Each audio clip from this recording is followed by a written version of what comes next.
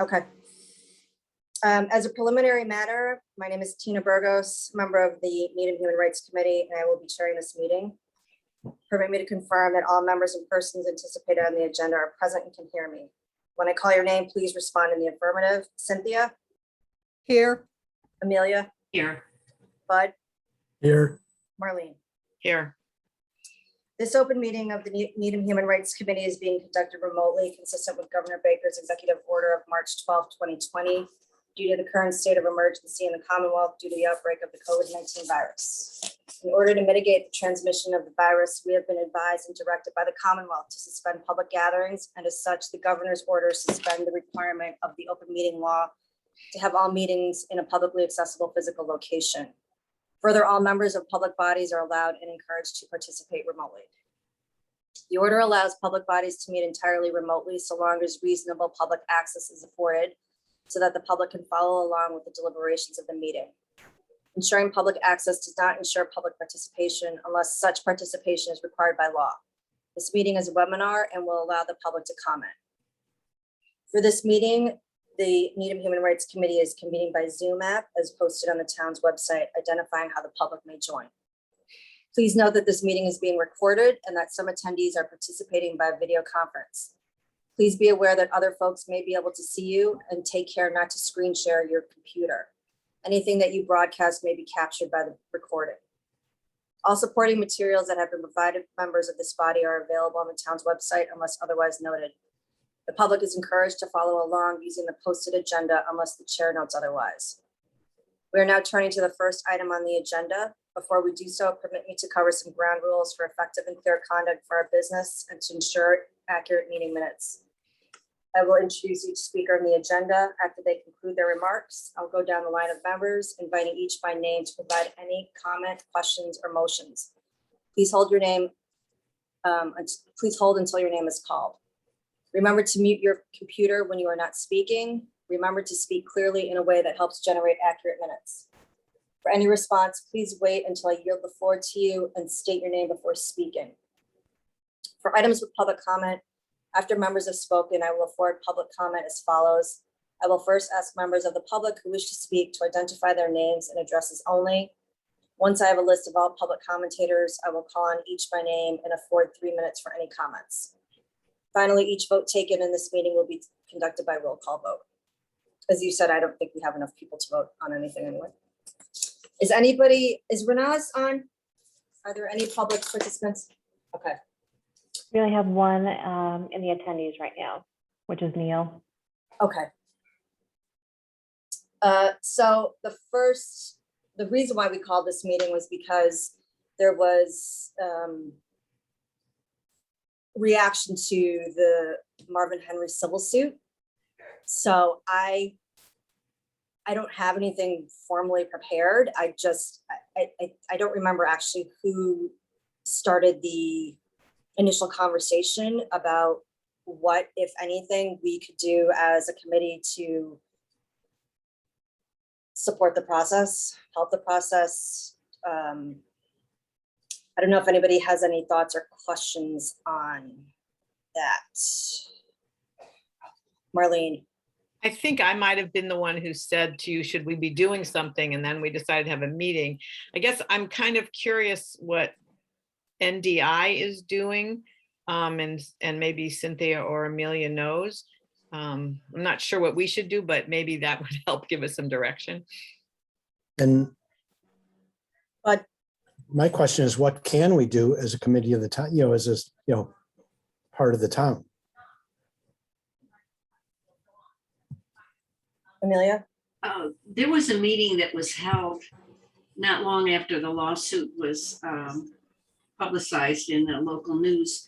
And it was a meeting of the Tina organized, Equal Justice Needham, Needham Diversity Initiative, and Human Rights Committee, and representatives from those 3 groups met. And we talked about it. Equal Justice Needham focused more on taking action in relation to the lawsuit, and I think the sort of the overall theme for them was seeking justice. And I'm not quoting them exactly, but it was more a focus on the lawsuit itself and the implications. And other people at the meeting, including NDI, I think Rebecca Young was there. I don't remember who else was there. Maybe Ramin, wanted to look beyond. And Rebecca Young did take notes, and let me see if I can find it.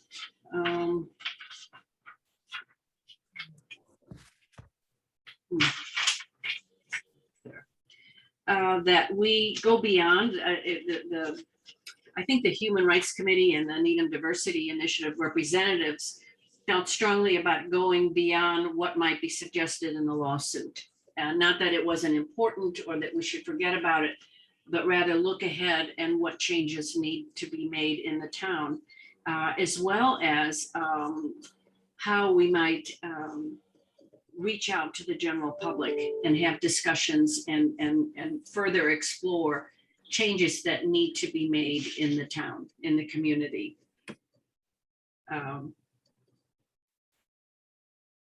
With regard to policing, Changes for, yes, policing and how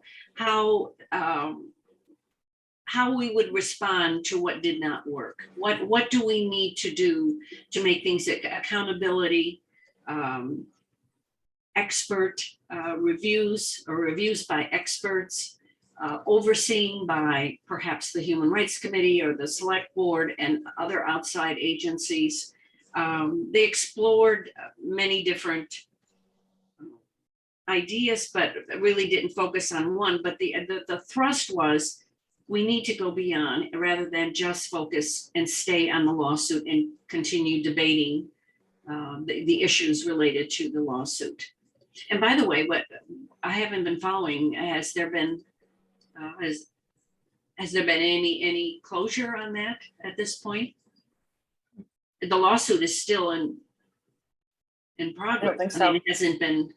Probably not. Those things do No. not move quickly. no. That's what I thought. I mean, it could take a year or two, right? Cynthia, Hey, thank you, Amelia, for the summary.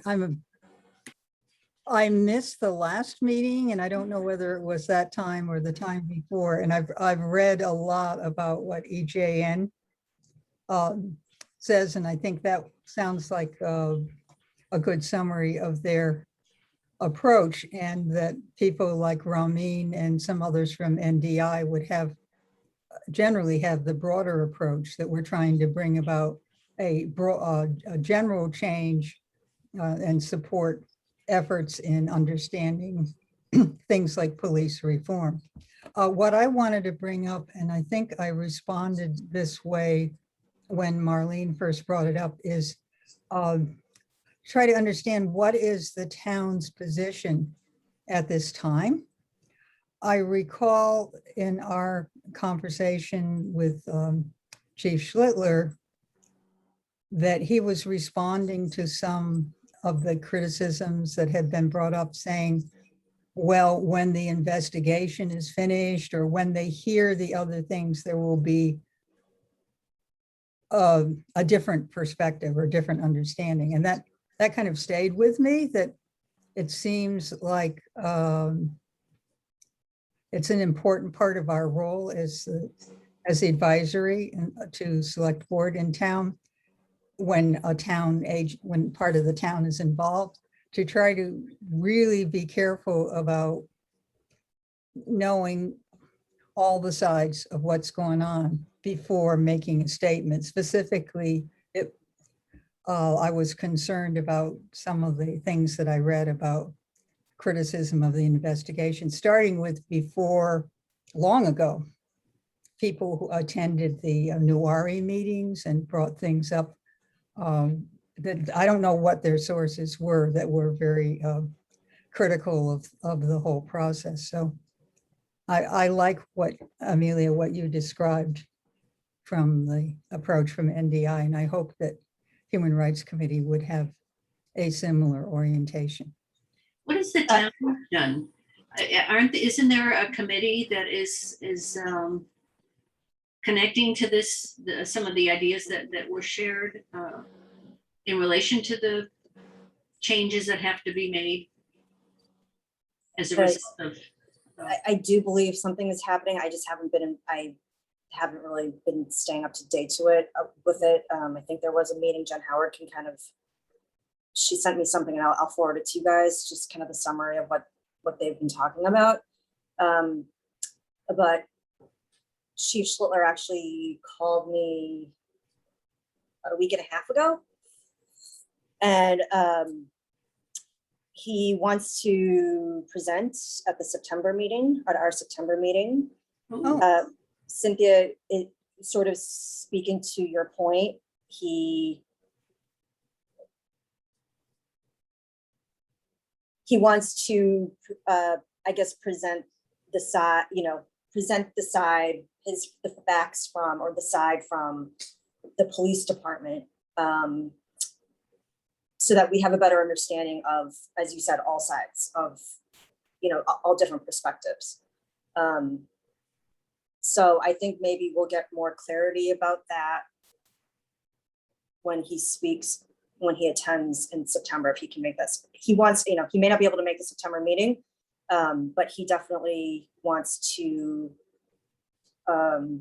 reach out to the entire committee at some point sooner rather than later, so that we can have a more detailed and in-depth discussion about this situation. Sounds good. All right, I think that was, it shows, I think, that we're trying to cross aisles, the fact that he reached out and said, let's try to figure something out here. I'm sorry Marcus is not part of the Human Rights Committee anymore, and I understand that that's really not possible for him. But he or somebody else who's on Nuari, and Jen Howard, of course, is on Nuari, I think could tell us more about what's going on with that group, because reading one of the documents a while ago that had their, when they were getting people to approve the vision, they had a long document that included things they hoped to work on, and a great deal was on the area of police reform. And that's a group that is representative in a different way than EJR, NDI, or even this committee. So I think that it would be really helpful to know from Jen kind of what they're doing, and that might be a guideline for us. Marlene. I don't know if this is exactly what he's going to talk about, or if he's just going to talk about the Marvin Henry case. But remember, the state put together new reforms, and Belinda said that she was going to present that to us. I mean, I think if they're ready, it would be great if he could do that at the same time, because it's something we've been sort of waiting on. So maybe when you confirm with him or whatever, you could ask him if he would be willing to do that, if other people think that's a good idea. I think it's a great idea. I know they're trying to work through their own just trying to make sense of all of it on their own before they did some outreach. So I'm assuming at this stage that they both mentioned sort of early to mid-September that they'd be more prepared to talk about this publicly once they understood all of the policy change. So I would definitely bring that up with him. Yeah. I think he would be willing to do it. Another issue with that, and this is based on having heard Denise Garlick present from her point of view, being in the state government, that they passed a lot of things, but there have to be commissions. They have to flesh it out, and that's taking a very long time, so that the towns are in this situation of, here's this skeleton of what they're supposed to do, but they are lacking in getting the specific directions from the town. So people are tempted to look at the town and say, hey, this isn't really happening. So I think he could speak to that too. Which parts of it have been codified or specified in a way that they can actually begin to do the training. And are they doing, what's the implementation? Exactly. Yeah, Sorry, Amelia had her hand up when I spoke. When Marlene and Cynthia and I met with John, one of the things we emphasized was collaboration and asked him about ways we could support him. And I think this might be a way to do that, to use that as leverage in terms of not only, I hate to use the word being accountable, but also moving forward, helping them move forward, which the community wants to see happen. So that might be, we're asking him how, as a human rights committee, what can we do okay. in this process of change? Cynthia, Hey, one of the things that came up, and I think it might have been as early as March, because I remember talking with people at the South Asian Hate Support Community in March on Town Common, is the developing, setting up something that allows for dialogue between police and the community. And it's really tricky to do. And I remember talking to Denise about it, because that's something that all of her towns that she represents are wanting to see happen. There's been such more bitterness and divisiveness, probably since the pandemic and since the terrible police violence episodes that have come to, that everybody's aware of, that probably were happening before that weren't. So how do you do that? And I can't remember, there are some people who were working on that, so that's a role I think that would be important for Human Rights Committee to be involved with. And I'm sorry, some of my short-term memory for things has gone away with the summer breezes, but somebody was working on that. I can check in with Katie. She might know.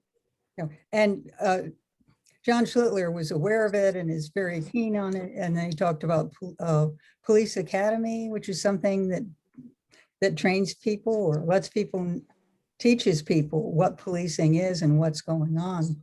Because as we found with that program with the school department on equity, when we tried to get a community dialogue, they wanted to start first by explaining what they've been doing in equity. And that went on so long that we ended up not having time for the small group discussions. But there is that, people need to know something before they start saying you should do this or you should do that, and how you lay the groundwork and how you have people who will be respected by people with different points of view about policing. I think that's important. Part of what I was just looking at Jen's email that she sent me this afternoon. She said that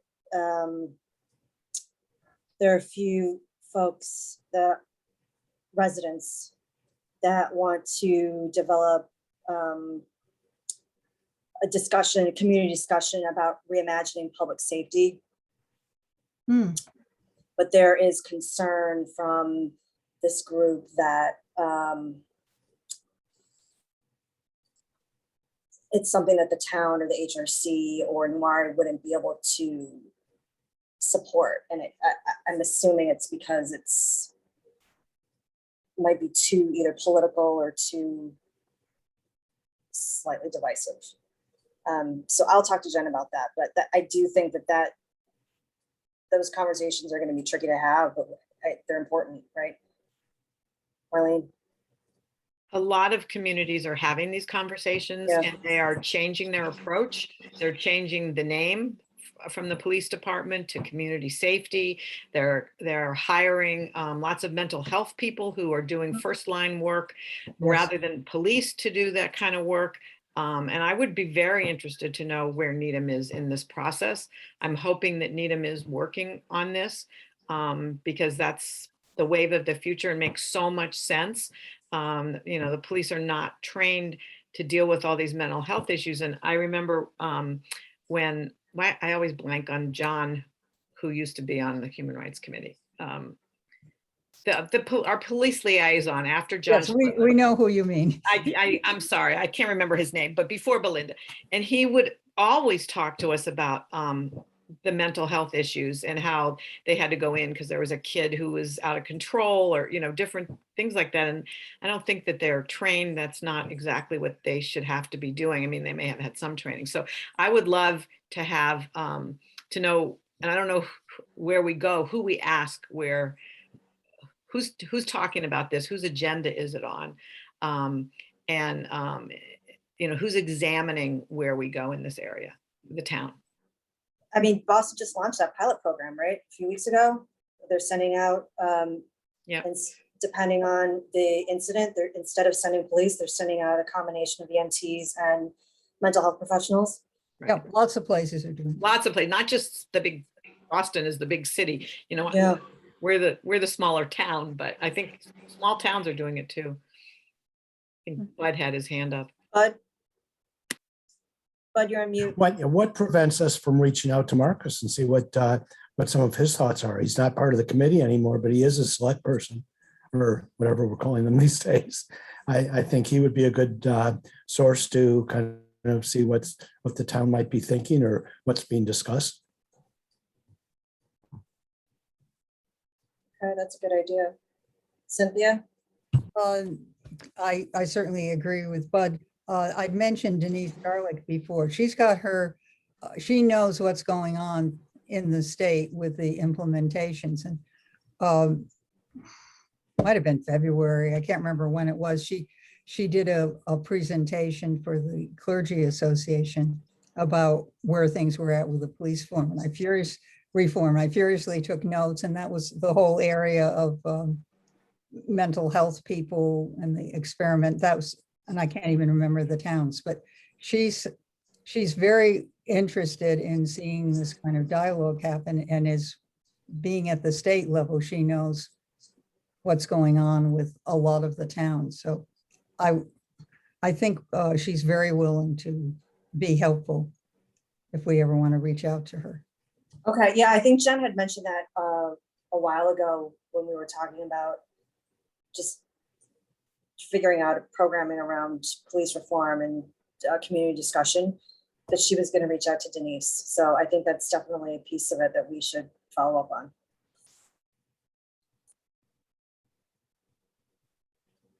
Does anybody else have any other thoughts?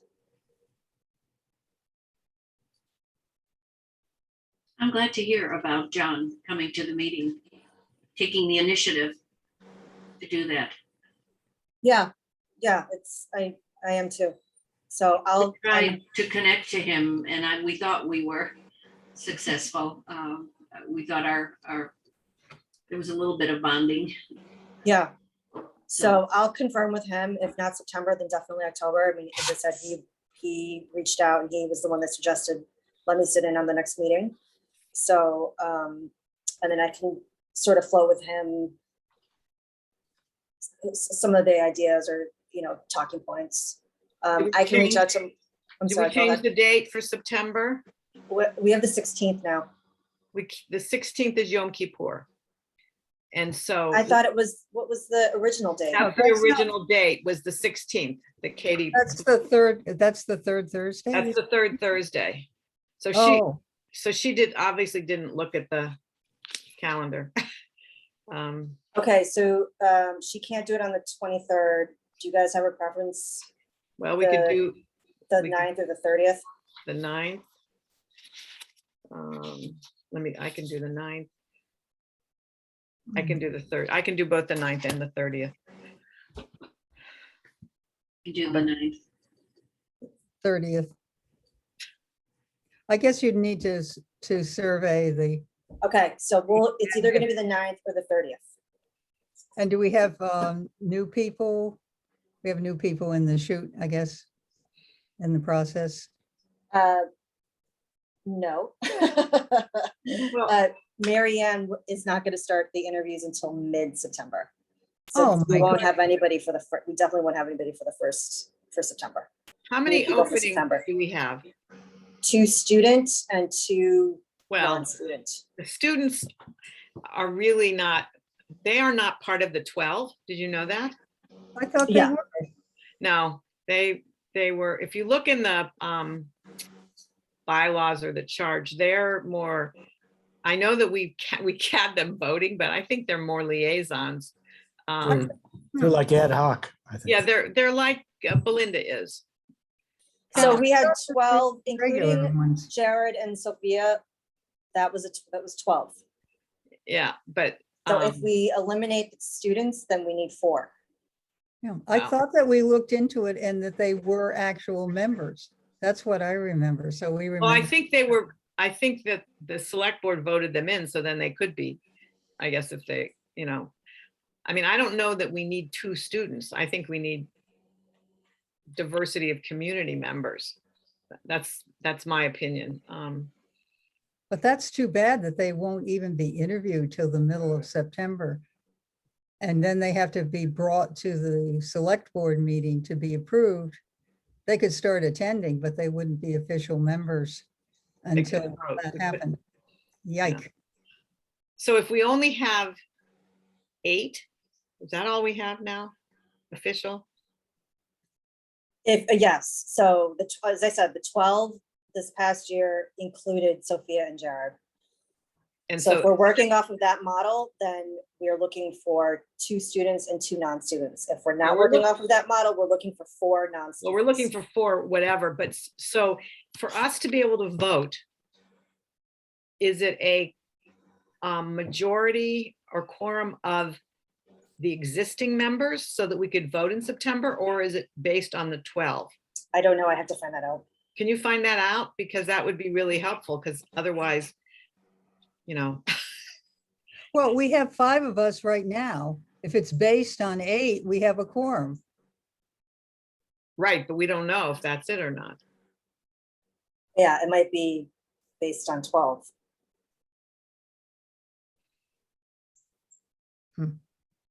So I'll find out. Okay, so I will, I'll try to get a hold of Marcus and I will touch base again with Chief Schlittler and see what's gonna work for him and figure out an agenda for the time that he can meet with us. And if you guys hear if there's anything else that you hear, remember, recall from, because I was not at the meeting, the EJ and NDI HRC meeting, just let me know and I can pop it into the notes. But As far as the people being interviewed, do we know who those people are? Do we know if they have, 3 people, 10 people? Who has recommended those people? I mean, we seem to be a little bit in the dark on that. so the 2 students were recommended by Jared. Okay. And we have one person, Bernaz, who was recommended by Cynthia. I met with her yesterday. And She's- Amelia. Right. She's very willing to get down and dirty. She's gonna be, if she decides to move forward with it. I believe she filled out the application, so, And I believe she's Muslim. yes. She's also, well, I don't know if she a refugee is a correct term, Cynthia? She's a refugee who got asylum in this country and has become a citizen. She has 2 students, 2 high school age students, and currently she's living in Needham housing. So And she's very talented, a music teacher from when she was in her country and is active with the Plugged In Band. There's a parents band and she's been with Suitcase Stories with the International Institute of New England and will be volunteering with them. She's very articulate and committed. She's been coming to the Immigration Justice Task Force meetings too. And if I don't think she's on this meeting, but this is terrific. But she has attended at least 3 of previous meetings during the last year. I mean, She would that's have, one of the she would things that have we've come to asked us. for is that people attend the meetings. And I don't know, Tina, if you had an opportunity to talk to these students, Yes. because, you know, the last two students were very different from the students that we had in the past. And so we really want students who are, I'll use the word, plugged in to what's going on in terms of human rights at the high school.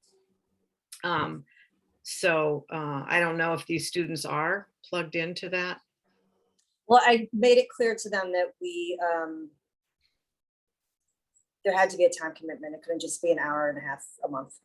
Well, the other thing that I don't think you knew, Jeremy or Nate, but both, and I assume that's who you're talking about, Marlene. These were just amazing young men who were really tuned in and committed and active in the town, and even to this day, because I've kept up with both of them, are very active in a lot of very interesting things. So I hear what Marlene's saying, and I think it's important, if these two people are not the right people, for us to kind of reach out to, I don't know, who in the high school or people who know who's involved in things, and try and get the right people. And I think it would be important to have a conversation with Mary Ann about it, as the person who is meeting with people. So it's not just about coming to a meeting once a month.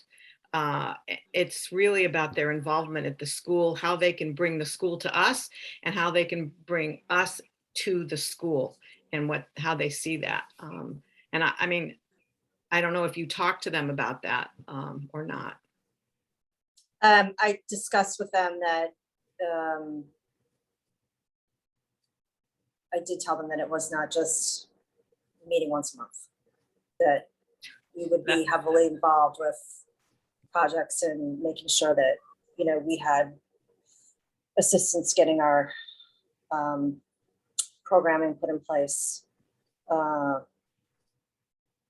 to figure out what they were interested in and what they could bring to the table. So.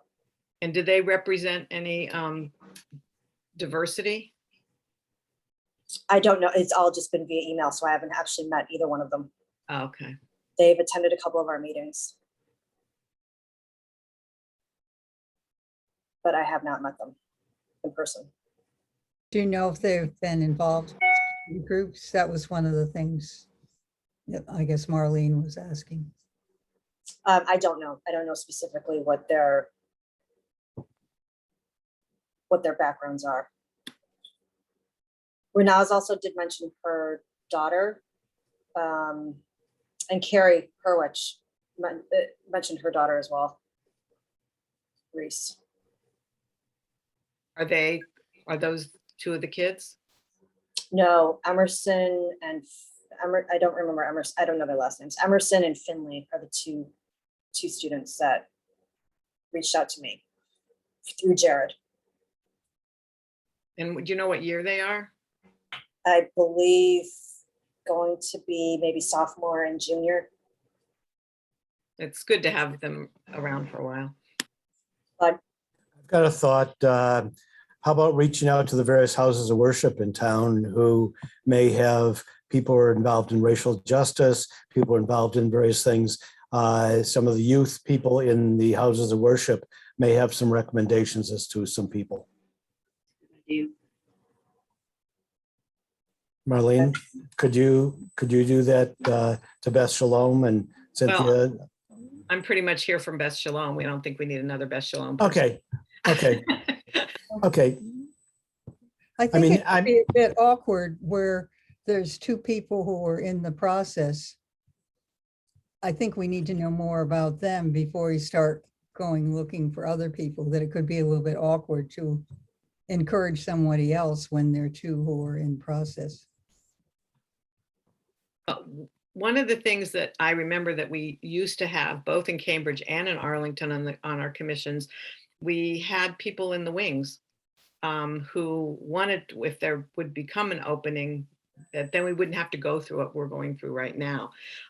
So they would, attend meetings occasionally, not to vote, but they showed an interest and we had them. So if we have extra, the more the merrier, if you ask me. And just because somebody is not a official doesn't mean they can't help us with our work. Right. We're a community group, so it's just, And I think Beth Canals would be a good person to ask. Maybe we've already connected with her, but she works with the. well, she does own Conversations your on piece. Facebook. Yeah, it's Pinals, Pina. Pinals, I'm sorry, Pinals. Never. She's active with NDI and comes when she can, but she's just really overwhelmed, overloaded with things. And she's the main person working with Nicole on the big project that has to do with the Resilience Network and all of the community programs. And she's the one in charge of the program with families. So I think Amelia meant in terms of knowing teens. Is that what you meant, Amelia? Yes, yeah. Yeah. oh, I thought you meant in terms of people we wanted to get involved, following up what Tina said. I'm wondering about Rebecca Young's daughter. Is she in high school? Jessie? I don't Yeah. know, actually. I think she is. She would be. good. Jesse's pronoun is they. Oh. They are, I believe, a junior, and they have been very active with NDI. I'm not sure that she's a member of the board, but she comes to a number of things. And I'm sorry, I lapsed into she. They come to a number of things, and they have friends who are working with them on, like, the Martin Luther King Day program. Okay. So let me, because Emerson and Finley already started the application process back in June. Let's just see where we're at with them, and Mhm. I have to meet with them, Marianne has to meet with them. I'll try to get some more information on their backgrounds before school starts. They just reached out to me today, actually, because they haven't heard back from the town yet since Sandy left. So I want to see that through with them first, since they're already in queue. We do need another person though, that is a non-student. So if anybody else, if there's any other, I'm gonna post it on the Facebook page, but if you guys have any other suggestions or ideas, let me know. Well, Has can the the town town post it? Has the town posted it? I don't know if they have yet. They were going to shortly, I think by the end of the month. Kristen, would you know that? We are working on it right now. It's actually, we're just finishing the thank you letters for those that did not get reappointed, and just sent out the letters for those who were reappointed. So our next step is to now post those and get them out, and work with the PIO to publicize them as well. Because it sounds, I don't know, are the two students, do you know their gender? Because No, I don't. we're, right now, we are heavily female. So it would be good to have some other gender or genders. Okay, I wonder if Marcus could help us, or maybe work through some of his colleagues in Nuwari. okay. When I ask him about the policing, I can see if he has any suggestions. Bud? And Tina, he did have a lot of young people working on his campaign. I know Marlene Jeremy worked on the campaign, and there were a bunch of young people. So he might have some people who are interested in wanting to be activists and are interested in the things that we're interested in. I think that's a great suggestion. Okay.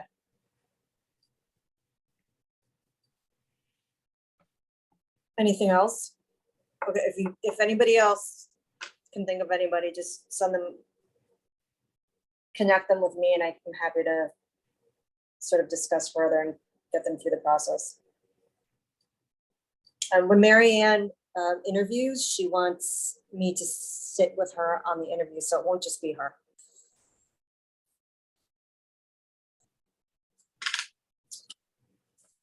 Okay, we left off with the discrimination process with Chris. There were a lot of sort of open questions with open meeting law and the privacy things. So I'm going to preface this by saying he and Katie did speak to and researched 3 towns, Arlington, Brookline, and Lexington. Some are more compliant with the state rules and regulations on open meeting law than others. I cannot get into the specifics of that because I don't want to get anybody in trouble. So it is a range of not interpretation. Everybody seems to understand what the law is. It's more about how willing are you to sort of circumvent that in order to get the process done the way that you want to get the process done. So the issue at hand for us was how many committee members are allowed to investigate a complaint. And according to Chris, who was town council, investigate, I think there were questions about, does investigate mean discussion? And according to his understanding of open meeting law, yes. Research and investigation is defined as discussion, which then would be subject to open meeting law. So I'm just going to read a couple of things here. Katie put some talking points together for me so I wouldn't get into trouble here. The town reviewed discrimination complaint processes in 3 comparable municipalities, Arlington, Brookline, and Lexington. Each policy allows more than one HRC member to investigate complaints together, which I think is what we ultimately want. Some are explicit that any subgroup of members working on a case together are subject to the open meeting law, while other policies make no reference to this requirement. So that's sort of, as I said, there's a range of how these towns are handling open meeting law. Notwithstanding the practices of these other towns, Needham's town council advises that 2 or more members of the HRC tasked with accomplishing this work is within the full committee's jurisdiction, but it would constitute a subcommittee, which is subject to open meeting law. With that in mind, these are a few policy and process options listed and I'll let you know what the open meeting law implications are. So the first one is a town staff member conducts an investigation. We don't have a town staff member. So the next one is one HRC member investigates alone, not subject to open meeting law, but I think we all agree that that's not for us particularly, since we are starting out with this and we have a range of experiences. People that have experience, no experience at all with dealing with these types of cases is not really a feasible option. The next one is one HRC member investigates with the ability to obtain assistance of a town staff member as needed. So Marlene would work with Chief Schlittler or work with Katie King or work with somebody from the town to conduct the investigation. Not subject to open meeting law because it's, again, only one member of the HRC. One HRC member investigates alone, but may, in their discretion, call on another person, whether it's a town staff member or another HRC member, for advice. If the designated HRC member enlists the assistance of another member, it is possible that those 2 could be found to be a subcommittee and subject to open meeting law. And then the last option is just straight out 2 or more members investigate complaints together, subject to open meeting law. So I think, as I said, Chris did speak with town councils from other groups, and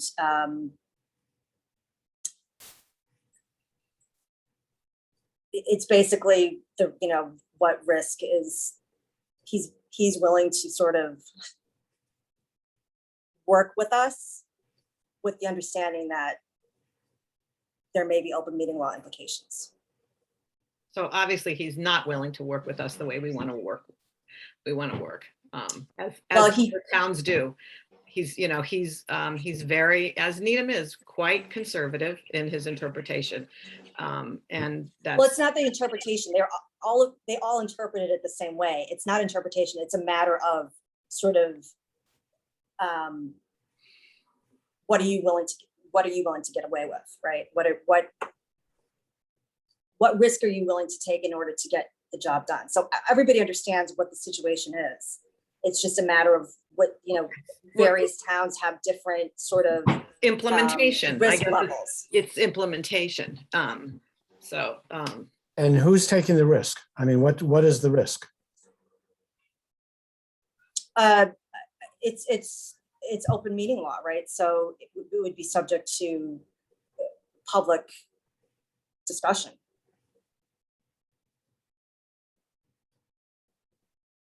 So I think we just need to decide which way we want to go and then present it. Or not. And remember, we each had to swear that we would abide by the open meeting law. You were elected or appointed to our positions. I mean, there's an option that we do not have it. We continue like we were. We do not have a complaint and discrimination policy. We don't do it. I just. Or we do it and we have to work with open meeting law. I mean, it's. Well, I don't understand how when somebody comes who's been injured or hurt and they have to go public, they have to be, the whole idea is that you meet with someone privately and you hear their story. I don't know who would come to us. I mean, they might come to us, but I would think initially, until they have developed some trust and a relationship, they're not going to come before a group of 12 people. It's very intimidating, people that they probably don't know. I can understand once they have developed a rapport with the investigators, and then if it's recommended for further explanation that it would be helpful for them to, be part of a larger meeting, then I can understand that. But I don't think, from my understanding when talking to Chris, confidentiality can still be preserved. The person does not have to come to a meeting. We don't have to discuss his, her, their name, where they live, any of that stuff.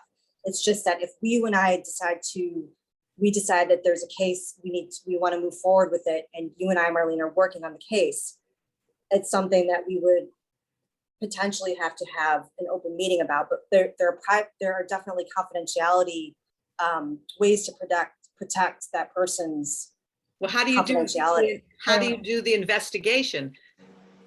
I mean, the investigation. We wouldn't be able to, yeah.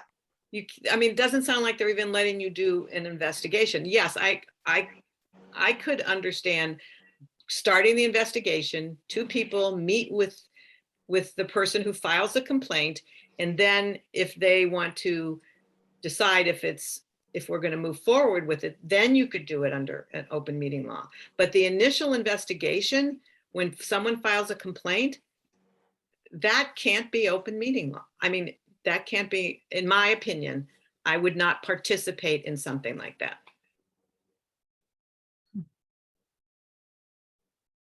At what point does it have to comply with the open meeting laws? I mean, is the investigation part of the open meeting laws, or is Yeah, it? according to town council, yes. So then the option would be, in my opinion, that kind of hybrid model where we have one person, the person can ask advice of another person on HRC and not officially name them one of the investigators.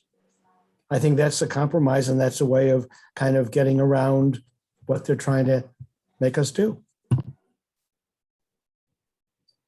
Tina, could you restate that second option? Because it sounded like what Bud said in terms of it could call on another one for advice. And then you said something about when it went into the open meeting law. So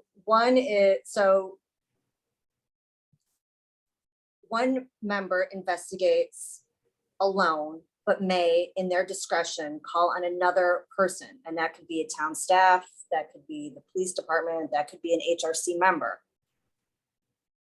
If that HRC member does enlist the assistance of another member, it is possible that those two members could be found to be a subcommittee subject to the open meeting law. I do not know what the specifics of that are.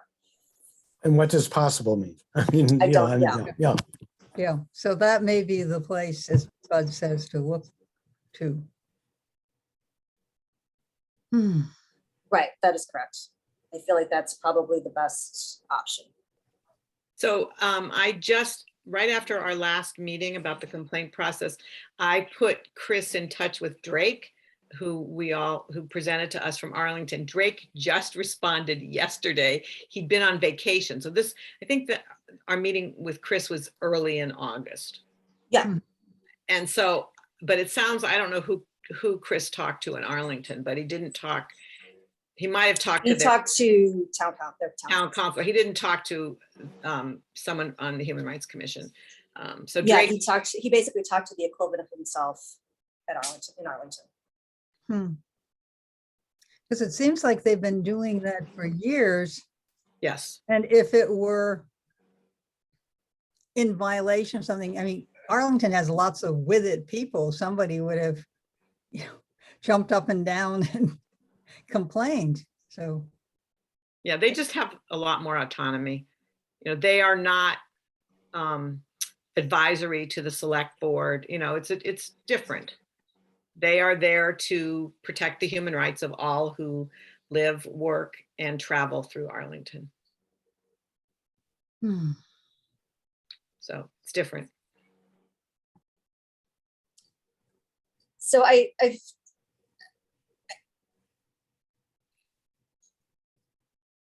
the way that the meeting ended, I feel like, yes, Chris is very conservative and he's very by the book. But there needs to be a little bit more discussion about how we can make this work. As I said, there between the three towns, it was a range of some are even more.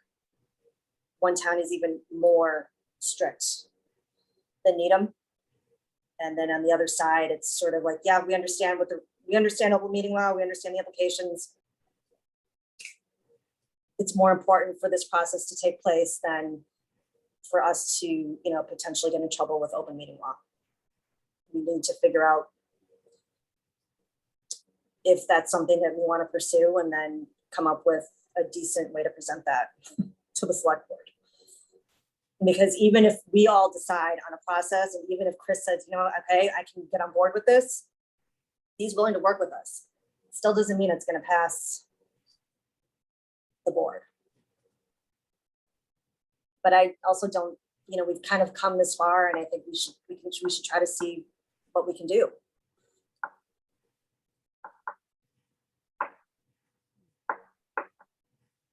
So that's sort of where I ended with Chris and Katie.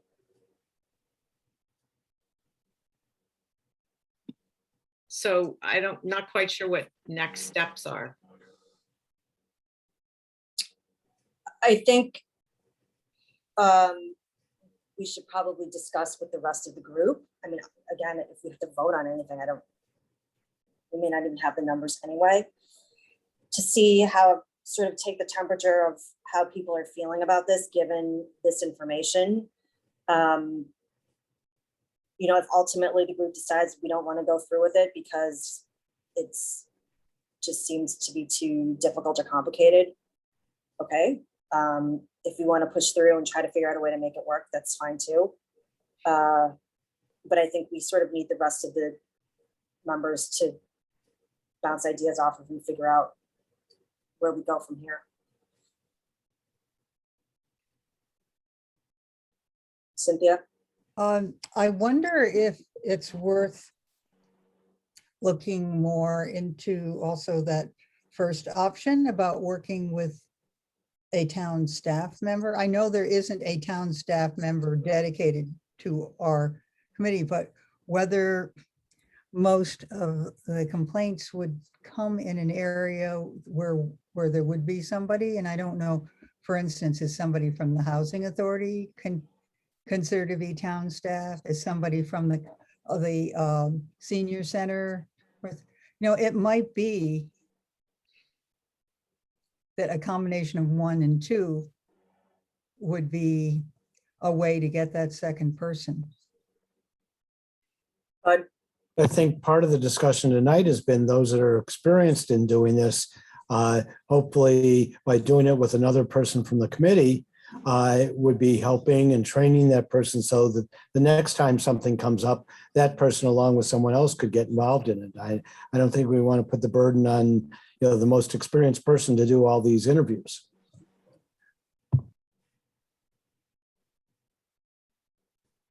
Marlene or Amelia, do you have any thoughts on that? Well, I mean, I don't know I how. agree with Bud. Yeah, I agree too. I mean, I don't know how many complaints we're going to get. But I agree. I think it's to have just one person do it, it doesn't make sense. I also, and I've said this before, I'll say it again. I feel very strongly that 2 people listening to a complaint is better than 1 person. 4 ears are better than 2 because there might be nuances that 1 person misses or has. I mean, that's why, you have a lot of people on a jury. You don't just have a judge making a determination in lots of cases.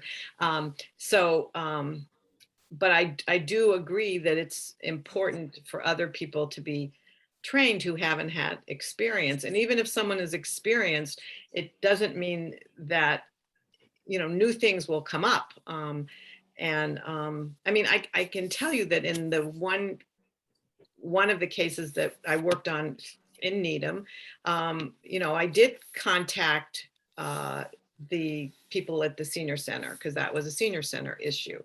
And I did contact the police to see, and this person was known to the police. So it makes sense to, get more, but that's all just part of the investigation. I don't know. In some ways, I feel like this is being blown much bigger than it needs to be. It's really just someone has a complaint and we want to hear that complaint in the kindest, gentlest way, but to get at the root and at the information and to try to help that person figure out were their rights violated, and if so, what might be done. It's sort of basic.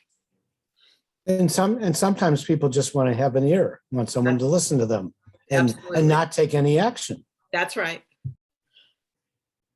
And we have done that in the past before we pursued a formal process.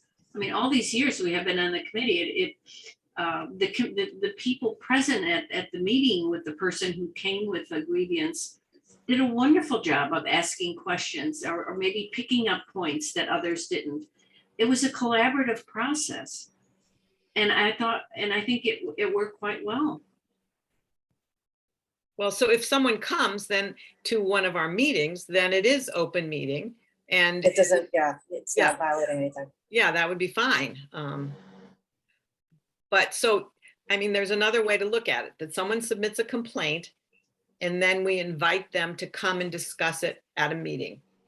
And then after the meeting, we go into executive session. We ask them to leave. We go into executive session. We discuss, is this a human rights complaint, or we do it at the next meeting. In an executive session, we talk about it, and then we assign someone as an investigator after they've come to get more information. Then they bring that back plus what the person presented, and we do it in an open meeting way. So that all just takes a lot more time, but this is not a quick process. Yeah, but Marlene, I don't know whether it was when you and Amelia were co-clerks, but I remember there were some things that you brought as the letter that somebody wrote. We had Right. some people in person, but usually you or whoever co-chair had done some investigation work. Like we had a letter from somebody living in Needham housing saying that their rights have been violated, and we're able to talk with the people in the housing and find out what the laws are, what the requirements are there, because they were saying they had been unfairly treated and found out that they had violated one of the terms of agreement. But without knowing that, to bring the letter would have been very hard for the Human Rights Committee to make a decision if we don't know some of the facts of the situation. So often I think some investigation, which in this case is saying if one person did it was all right, but in a certain sense, it seems to be sort of an intuitive process. On the other hand, I understand wanting to have it codified so that the person who's coming with a complaint knows what they're getting into and that we can be held accountable for following the steps. I mean, we also, if you remember, we had that, I don't remember, it was not a formal complaint. It wasn't written.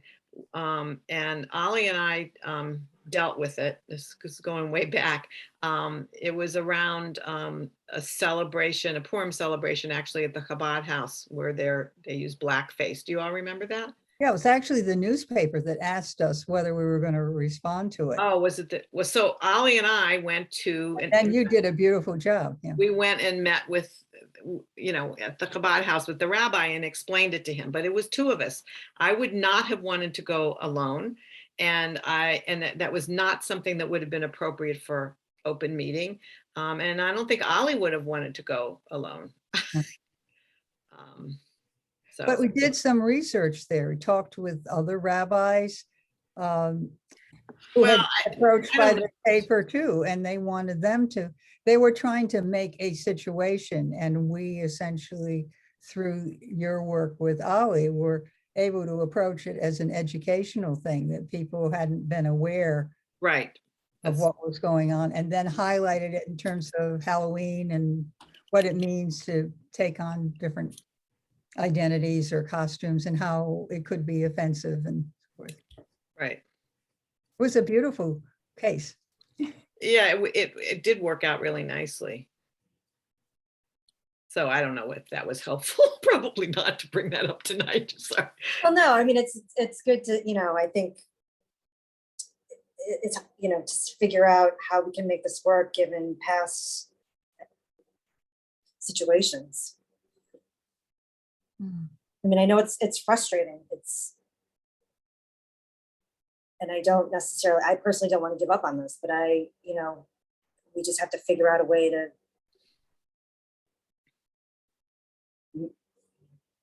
make everybody happy.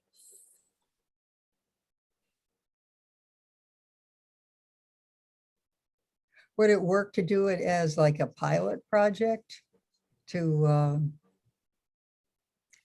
came up with something that was presented to the select board and say that it would be tried for a certain number of months and then evaluate how the process or how the procedure worked? I could, yeah, and they probably would be very open. But to to that. be able to do that, you have to publicize this. The town now has a complaint process. This is the process. You have to do a lot of publicity around it. And this is a 3-month trial or this is a 6-month trial. I don't know. But I mean, that's an interesting thought. The marketing side of it, I'm not, if we get this put together, I think that's going to be the easiest. Well, I'm not, no, but what I'm saying is if you're only being approved for a short time, and to put that into marketing materials does not make it look like it's got much teeth in it. It looks pretty weak. And it looks like, I don't know that I would want to bring my complaint to this sort of fledgling committee that just is trying this out. You know, it's like. Well, I don't know if I we would just got my- publicize that we're a trial. I think maybe that's something that we would talk about with the select board. Like we would have a check-in with them after, you know, it's sort of like starting a new job, right? After 90 days, you have a check-in with your boss to see how things are going. And you may not have any complaints in the first 3 months. Yeah, but that's what Tina's saying is a little bit different thing. You don't say it's on a trial basis. Right, It's I heard that. starting it, and in 90 days, we'll Or evaluate whatever the case may be, yeah, you know, however many days to see how it's going and whether changes need to be made. and I'm assuming they would want to have a check-in anyway, depending on whether or not, you know, cases were actually coming in. So I'll put this in the notes and we can sort of float it with the rest of the group and see, you know, you guys can sort of think about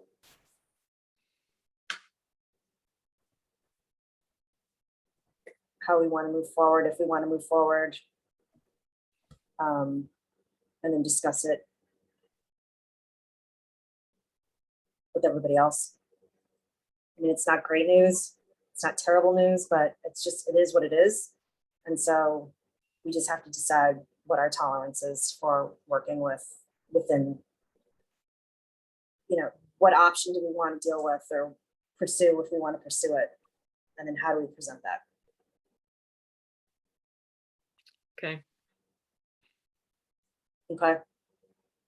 Maybe you could just provide for the September meeting, just a background information for those who weren't present at the meeting. Yeah, I can pop in Start off this at that point. information. Yeah. So that everybody has sort of the background, the options, and then we can go from there. And I'll send that out well in advance so people can read up on it. And then you'll be deciding which meeting date other than the 16th. We're either gonna go the 9th or the 30th.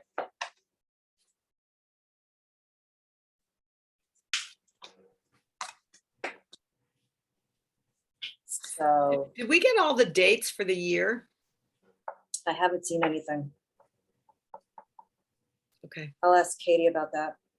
So tell her that she needs to look at the school calendar, which lists the holidays and school vacations and all of that when she's doing it. Well, usually we come up with our dates. I've been doing it probably the last, I don't know, Oh, thank you. 6 or 8 years. I've been doing it for a long time. And she just kind of took it over, which is fine with me. I'm happy to do that. But she needs to know that you can't just pick a date. You have to check other calendars to see. Because we don't meet school vacation. Is it usually the week before or the week after? Yeah, it just depends sort of where it falls in the calendar. Because so it's the third Thursday, except when it's not. Yeah. And then, you know, and then it depends like how many weeks there were, like in the month before, if we go the week after the week before. So that's just the way that I've done it. And it seems to have worked. We haven't had any problems. Good. If she wants me to look at the calendar with her, have her propose it or something, or I can do that too if she needs some help with that. Okay. And we're going to probably be meeting, I don't know, we're going to be meeting in person. We're going to be meeting hybrid. We're going to be meeting on Zoom. Kristen, do you have any idea where that is right now? So it's still extended through, is it April, that you can still do hybrid, or it's up to the committee whether or not they want to meet in person. Obviously, the select board is doing a hybrid. The Board of Health has met in person, but they also put it on Zoom. So they have an owl in the select board chambers for their meetings. And I believe their next one they're going to do in person. So it's up to the committee how they want to do it. If you do want to meet in person, you're able to, or if you want to do a hybrid, you can do that too. But the only select board chamber is the only one set up to have an owl, and Powers Hall is the only one. Yeah, select board chambers is the only one that has an owl right now.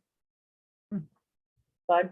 I think it's to be determined. I mean, we don't know where, what the fall is going to look like. Depends who you want to listen to on the news. I mean, everyone, speaking for myself, this isn't the youngest group. And, we all have to be safe and careful. And I think we have to do what's best for each of us. And remember, our meeting rooms would not allow for social distancing if everybody was present. And if we're open to the public, you don't know how many people could potentially be there. I would not be comfortable meeting in person in one of those little subterranean rooms with who knows who will be there. We have, and people have, quite apart from age, have their own situations and, people in their family or children who can't be vaccinated, so forth. Like Lakshmi was very open about that. She has children who can't be vaccinated, and every time she's sitting somewhere, although fully vaccinated, with the Delta, you can be carrying that home. Well, Julie has 2 preschool children at home. I don't think she would want to sit in for an hour and a half in a closed room. And I don't think it's a matter of opinion. I think there are facts about this. Yeah, I agree. So Tina, I would suggest for September that it be on Zoom, 100% on Zoom. And we can see where we are in terms of the country, but you can also get maybe a pulse from, I mean, we're speaking for people who we can really only speak for ourselves, but Right. assuming so that we can sort of, figure it out how we should move forward. Okay.